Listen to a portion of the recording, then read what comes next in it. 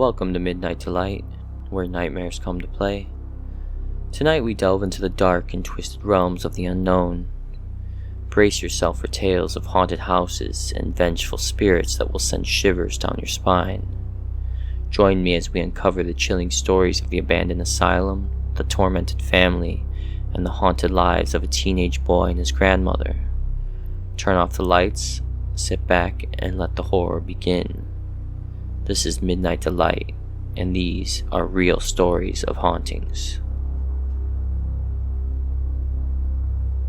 I never believed in the supernatural. Ghost stories, urban legends, and haunted places were just tales spun to frighten the gullible. That was until I spent a night in the abandoned asylum on the outskirts of town. The asylum, a sprawling Gothic structure, had been abandoned for decades. Stories of patients' cries echoing through its decaying halls and ghostly figures appearing at the windows had turned into a local legend. Skeptical but curious, I decided to spend the night there alone. I only had a flashlight and a camera to document any paranormal activity I encounter. As I approached the asylum, the moon cast an eerie glow on the building, its broken windows and crumbling brick adding to its menacing aura. I pushed open the rusted iron gates, their screeching wail setting my nerves on edge. The front doors, hanging loosely on their hinges, creaked ominously as I entered. Inside, the air was thick with dust and the stench of mildew.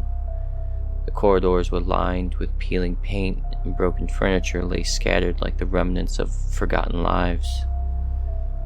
The silence was deafening, broken only by the occasional drip of water echoing through the emptiness. I made my way to the central hall where a large, cracked mirror stood, covered in a thick layer of grime. As I wiped away the dirt, my flashlight flickered, and I felt a sudden chill. In the dim light, I saw a shadowy figure behind me. I spun around, but there was no one there. My heart pounded as I convinced myself it was just my imagination. Continuing my exploration, I came across an old treatment room. Rusted medical instruments lay strewn about, and a torn straitjacket hung from a hook. Suddenly, I heard a faint whisper, like a distant voice calling my name. I froze, listening intently. The whisper grew louder, more insistent, echoing through the empty halls. Following the sound, I found myself in the basement, where the most disturbed patients were once kept.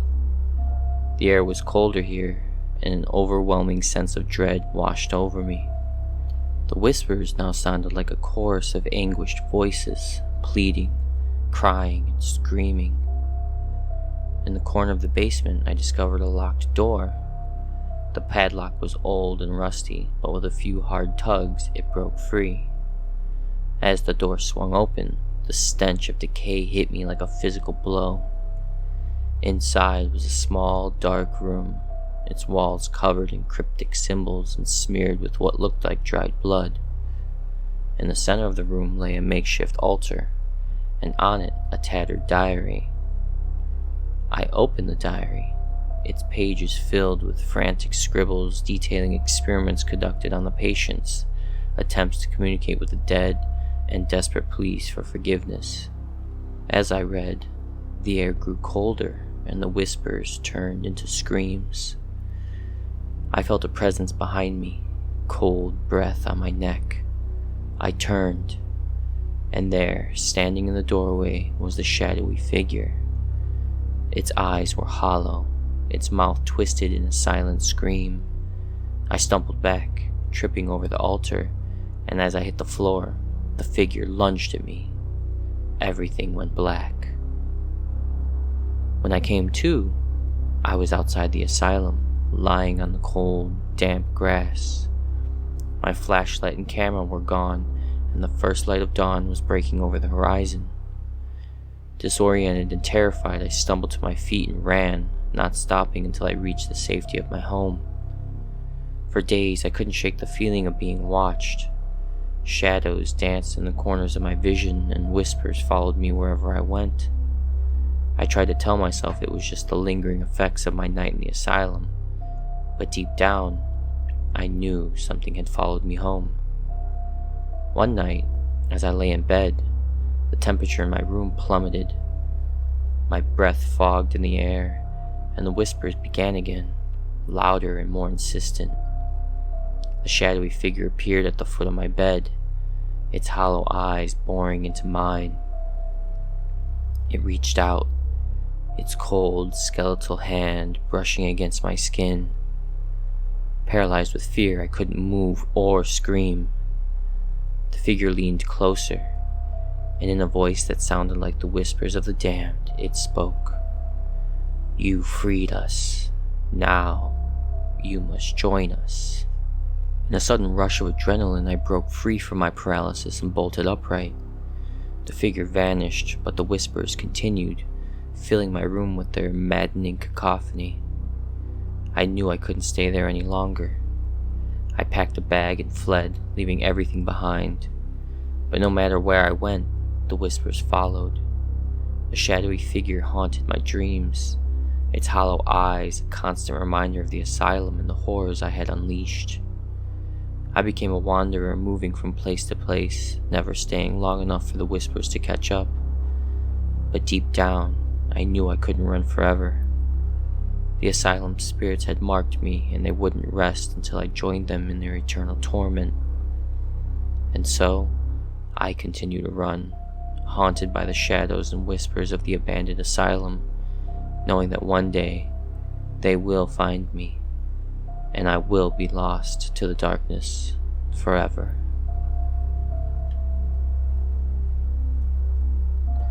The Wilkins family moved into their new home with excitement and high hopes. The house, a beautiful Victorian mansion on the outskirts of town, seemed like a dream come true. Jason and Emily Wilkins, along with their two children, Lily and Max, looked forward to a fresh start in this grand new setting. The first few days were spent unpacking and settling in. The house, despite its age, was in excellent condition. However, strange things started happening almost immediately. It began with small, seemingly innocent occurrences, objects misplaced, doors left open, and faint whispers in the middle of the night. One evening, as they gathered for dinner, they heard a loud crash from upstairs. Jason rushed to investigate and found Lily's bedroom mirror shattered on the floor. Lily, frightened and confused, insisted she hadn't touched it. Jason reassured her, thinking it was just an accident, but a sense of unease lingered. The disturbances grew more intense. Max's toys would move on their own, and Emily often felt a cold presence watching her. One night, she woke up to the sound of footsteps in the hallway. She assumed it was one of the kids, but when she checked, both were sound asleep in their beds. Then came the scratching. It started as a faint noise behind the walls, but soon it grew louder and more frantic, echoing through the house at all hours. Jason tried to find the source, thinking it might be rodents, but there was no sign of any infestation. One particularly chilling night, Emily was in the kitchen when she felt a hand on her shoulder. She turned, expecting to see Jason, but there was no one there. Her heart raced, and she could feel a cold sweat break out on her skin. She tried to convince herself it was just her imagination, but deep down, she knew something was terribly wrong. The final straw came when Lily began talking to an invisible friend named Anna. At first, it seemed like a harmless phase, but Lily's conversations with Anna grew increasingly disturbing. She spoke of dark rooms, crying children, and a woman who wouldn't let her leave. Emily and Jason were terrified and decided it was time to seek help. They contacted a local paranormal investigator, hoping to find answers and peace. The investigator, a woman named Sarah, arrived one evening equipped with cameras and other devices to detect supernatural activity. As she walked through the house, her face grew pale, and she seemed visibly shaken. "This house has a dark history," Sarah said. There's a presence here that's very strong and very angry. I need to conduct a full investigation."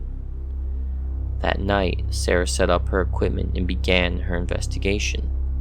As she did, the Wilkins family gathered in the living room, listening to the eerie sounds of the house. Suddenly, a deafening scream echoed through the walls, and the lights flickered violently.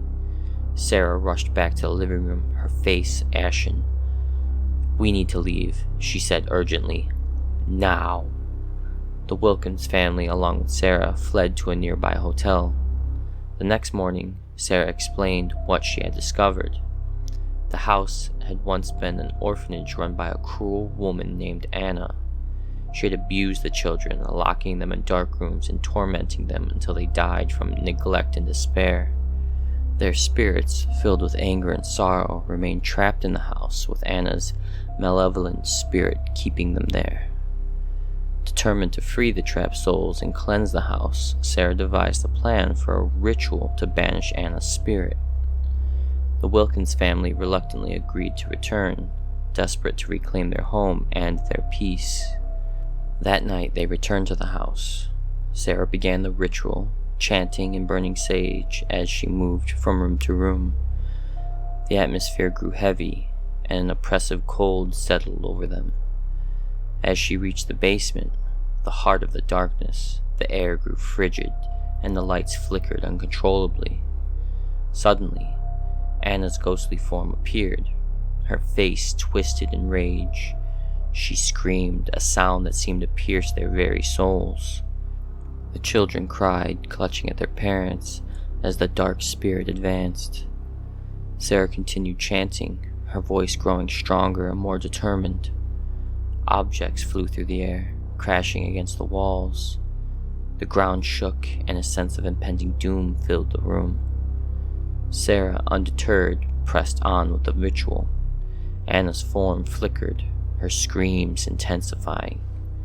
With a final, powerful incantation, Sarah raised her hands, and a blinding light filled the room. Anna's scream reached a crescendo, then abruptly stopped. The light faded, and the room fell silent. The oppressive cold lifted, replaced by a sense of calm. Sarah, exhausted but triumphant, turned to the family. "It's done," she said. "Anna is gone, and the children are free." The Wilkins family, though shaken, felt an overwhelming sense of relief. They thanked Sarah, who promised to check in on them in the coming weeks as they settled back into their home. The house felt different, lighter, and more welcoming. In the days that followed, the disturbances ceased. The whispers were gone, and the oppressive presence had lifted. Lily no longer spoke of Anna, and Max's toys stayed where they were left. The family could finally find peace in their home. But every so often, late at night, Jason and Emily would hear faint, distant laughter and the gentle patter of footsteps, as if the freed spirits of the children were finally playing, happy at last. The house, once a place of torment, had become a sanctuary of peace for both the living and the dead.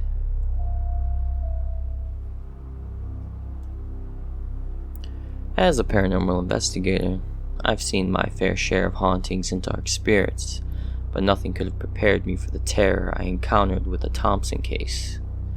It began with a call from a desperate teenage boy named Jacob. He and his grandmother, Mrs. Thompson, were being tormented by a violent poltergeist, and they needed my help. When I arrived at their modest, weather-beaten home on the outskirts of town, the air was thick with unease. Jacob, a lanky 16-year-old with dark circles around his eyes, greeted me at the door. His grandmother, frail and visibly shaken, sat in the living room clutching a rosary. "It started a few months ago," Jacob explained, his voice trembling. "Objects moving on their own, strange noises, and attacks. It's getting worse. Please, you have to help us." I assured them I would do everything I could. I set up my equipment, cameras, audio recorders, and EMF detectors. As night fell, the atmosphere grew tense. The house seemed to groan and shiver under the weight of this unseen occupant. Around midnight, the first signs of the poltergeist appeared. Books flew off the shelves and furniture scraped across the floor. The temperature plummeted and an eerie, guttural growl echoed through the house. I could see the fear in Jacob's eyes and the hopelessness in Mrs. Thompson's.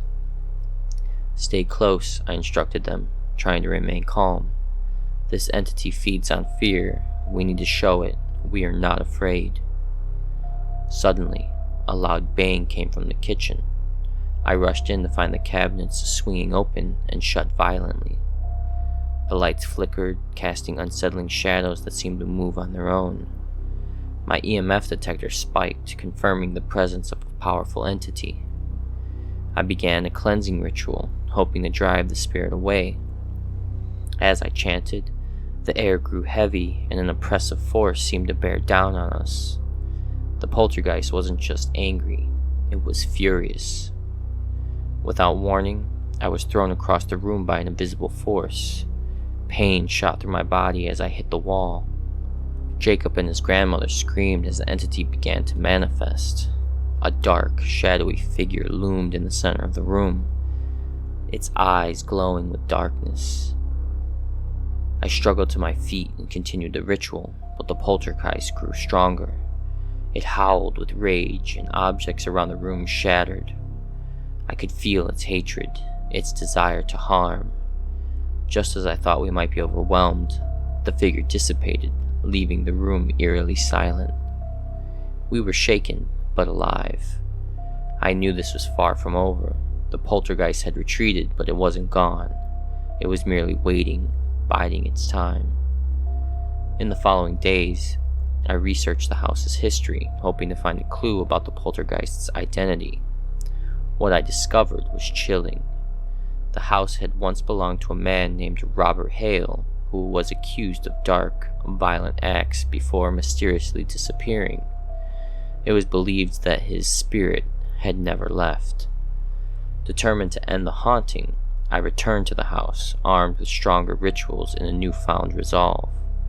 Jacob and Mrs. Thompson were pale and exhausted, the haunting taking a toll on their health. As night fell, the house felt like a powder keg ready to explode. This time, the poltergeist wasted no time. As soon as the darkness enveloped the house, it began its assault. Windows shattered, doors slammed, and the oppressive cold returned. The shadowy figure appeared again, more solid and menacing than before. I started the ritual, my voice steady despite the chaos around me. The entity screamed, a sound that seemed to pierce the soul. It lunged at Jacob, who was paralyzed with fear. I threw myself between them, feeling the force of the attack like a sledgehammer. "Get out," I shouted at Jacob and his grandmother. "I'll hold it off." They hesitated, but I repeated my command with more urgency. Reluctantly, they fled, leaving me alone with the vengeful spirit. The poltergeist's fury was palpable, and I could feel its dark energy intensifying. I focused all my energy on the ritual, calling on every ounce of my training and experience. The room shook, and the walls seemed to close in. The shadowy figure loomed over me, its eyes burning with hatred. Just as I thought I might succeed, the poltergeist let out a deafening roar and lunged. I felt a searing pain as its icy grip closed around my throat. I grasped for air, my vision darkening. The last thing I saw was the dark figure, its mouth twisted into a triumphant grin. When I awoke, I was in the hospital. Jacob and Mrs. Thompson were there, their faces etched with worry. I tried to speak, but my voice was a raspy whisper.